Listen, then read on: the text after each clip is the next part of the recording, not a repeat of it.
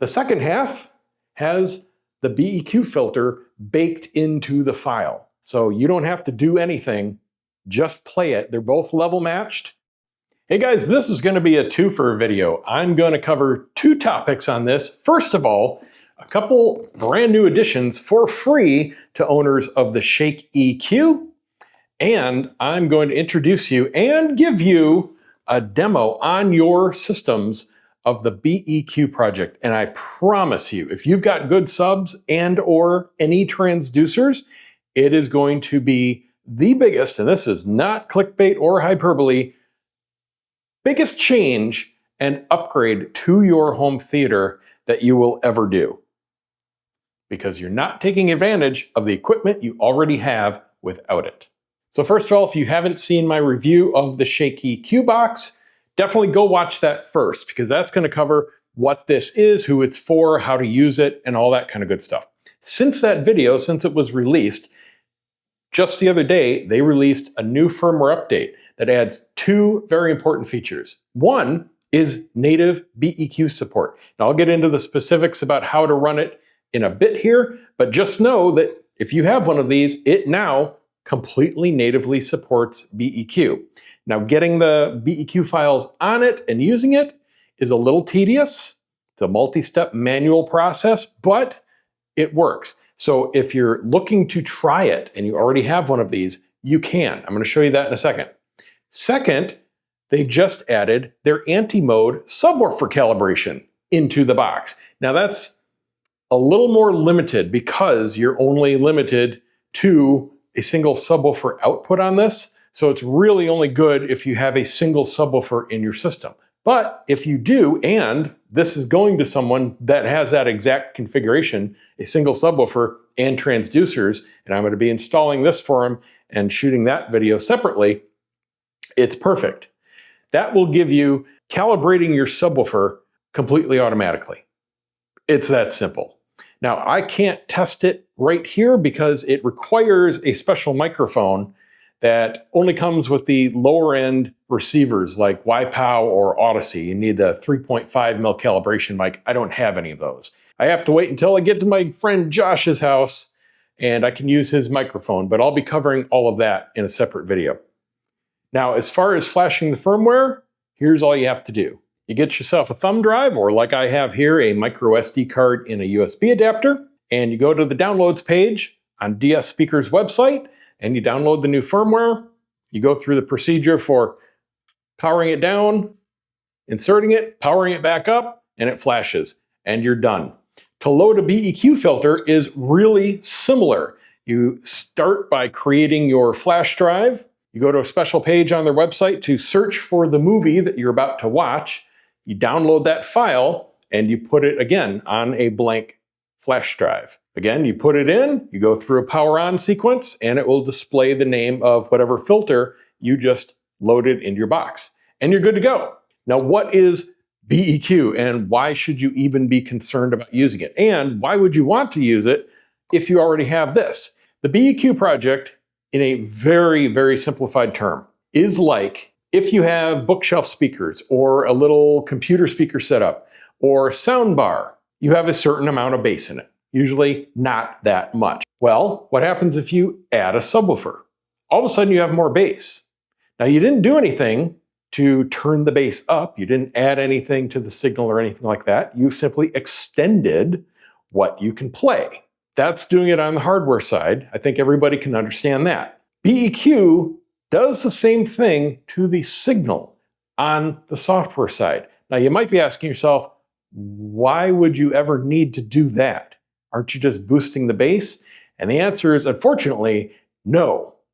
Now, not everything that comes out these days is like this, but about 99% of it is. Virtually everything you watch on streaming and every disc you buy has the very low bass. I'm talking below, it averages maybe about 30 hertz and below. Has it filtered off? Has it rolled off? Has it turned way down?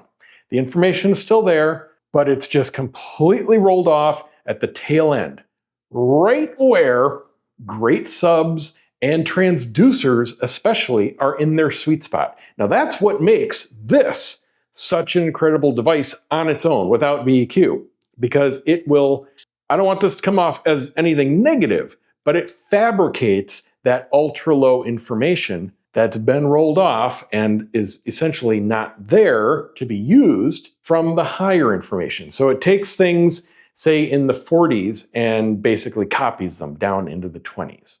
So it's faking the information. It's still really fun for transducers, and I absolutely stand by my product of the year that I gave this thing, but it's still not what's really down there. It's different. It's still a lot of fun, but it's not the original movie or show signal. BEQ takes that rolled off information and undoes it. Again, very, very simply put. So it's not a house curve, it's not cranking up the bass, it's not doing anything to the normal level information that's down there. Just the part that's been rolled off. It gives you that back.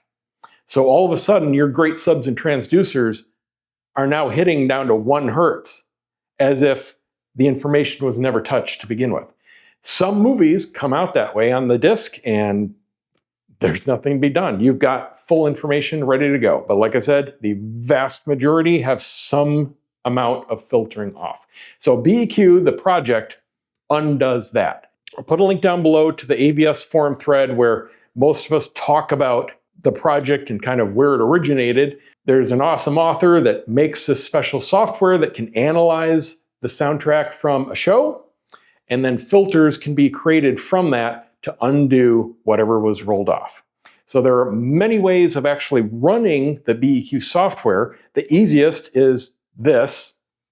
You plug in a thumb drive and there you go. No other hardware needed. However, given that it's a limited hardware solution to just one subwoofer and one transducer output, that does limit what you can actually do. The most universal way of running it is with a mini DSP 2x4 HD box, which gives you not only full control, but automated control. And you can then just use your phone, tablet, computer, whatever, any browser to just search for a movie, press upload, and your filter's loaded. So you don't have to fiddle around with a thumb drive and get to a box and stick this back here and reboot and do all that stuff every single time you want to watch something. That's called Easy BEQ, and that runs typically on a Raspberry Pi. It can also run natively on an HTTP1 processor. You can run on a Windows machine, on your home theater PC, whatever basically you're running, there's a solution for you for running the BEQ project. But just like a picture is worth 1,000 words, an in-room demo on your own system is worth 1,000 videos about it. So what I've done is create a special file, and it's right on YouTube. The link is down below to it.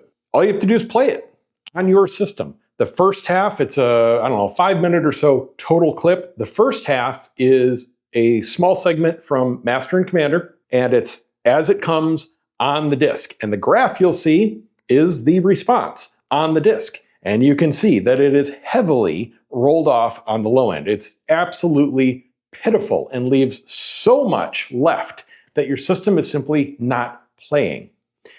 The second half has the BEQ filter baked into the file. So you don't have to do anything, just play it. They're both level matched.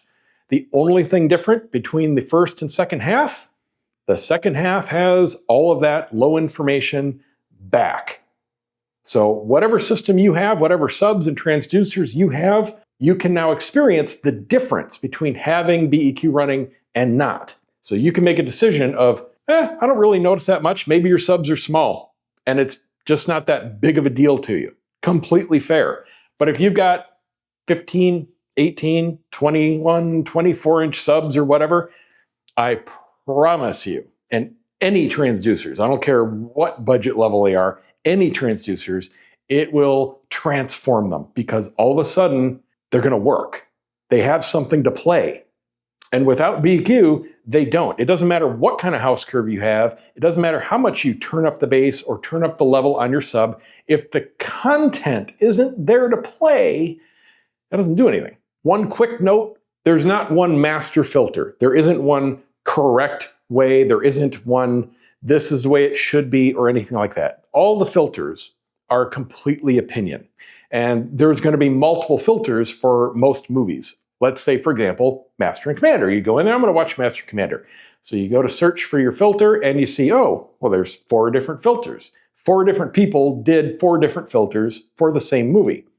That's because there are multiple different philosophies of the authors of the filters for how to use the system. Personally, I only like them as pure extension. I don't want to touch any of the non-rolled off content, and I want the slopes to appear to be like I think should be. If you've got your low end extending and it's, a flat line, let's say, I want it to continue that flat line all the way to 0.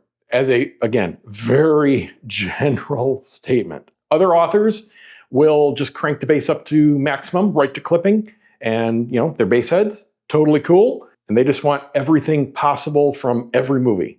Doesn't matter if it's a heavy bass movie or not, it's cranked up to the max. Others will, for example, bring down peaks. Maybe they're working with a lot of different transducers on their seats and they want to limit big transients, limit clipping and all that stuff. There are multiple different ways to make a filter. So it's up to you to figure out which philosophy, and you'll very quickly figure out which authors or author you prefer as your system responds to it. I know that's not going to make a lot of sense until you get into it, but it will make a lot of sense once you get into it. So without further ado, please click the demo down below in the description and play the file. It's a little quiet because I had to make it a little bit quieter to make them both level matched, because everyone knows louder is better. One just has all the signal and one has the naturally rolled off signal. So you will be able to evaluate if BEQ is something you're interested in or not. If you already have your ShakEQ, go ahead and flash your new firmware and boom, you've got BEQ. Now, even if you have the ShakEQ, you can still use BEQ on separate hardware.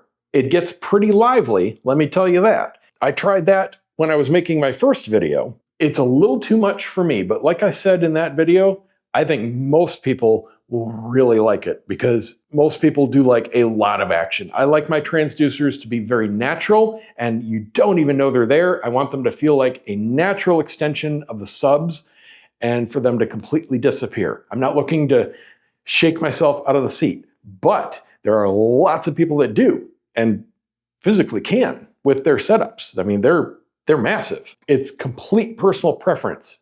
If you want to use BEQ and the ShakEQ or just one or the other, they're different experiences. So that's it. Hope it helps. Check out the demo. Let me know what you think. See you next time.